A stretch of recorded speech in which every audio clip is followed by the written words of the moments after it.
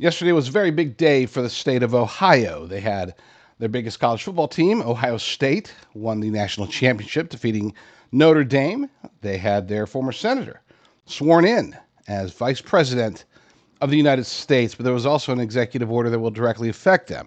That being the executive order by President Trump to slow, or at least for now, temporarily halt the infusion of refugees into the United States of America.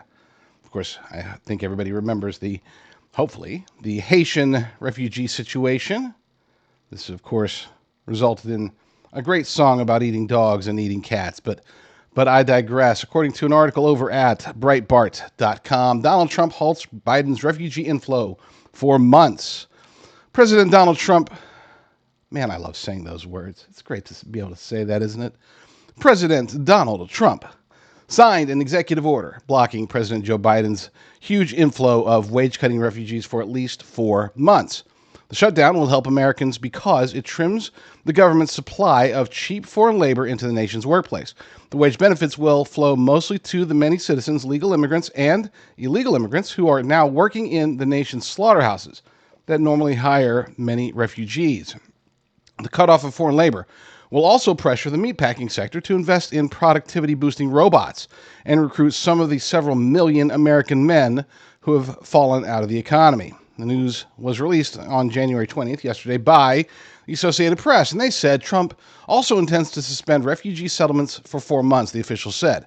That's a program that for decades has allowed hundreds of thousands of people from around the world fleeing war and persecution to come to the United States. Now, notice how they worded that. Talking about hundreds of thousands of people for decades.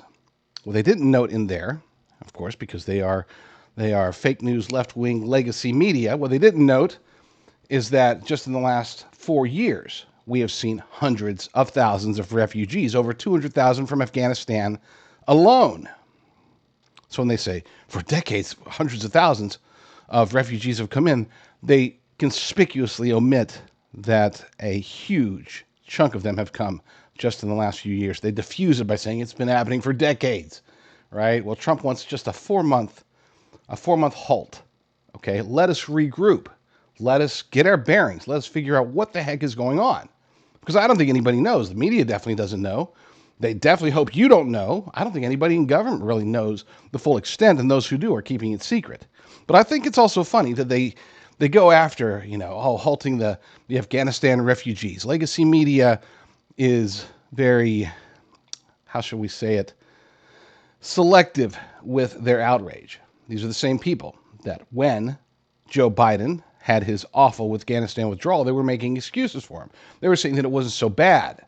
Now, all of a sudden, that the refugees have been halted for 4 months, years after the Afghanistan debacle, now they're saying, oh my gosh, this is so terrible, this is awful, this is really bad for the poor Afghanistan people. And they even highlighted, in one story that I read, they highlighted the fact that a lot of these people on the flights that have now been halted, a lot of these people apparently include unaccompanied minors because their parents had already come to the United States as refugees.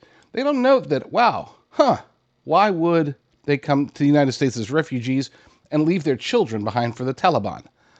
Doesn't seem like maybe we're doing a bad thing by halting those flights now.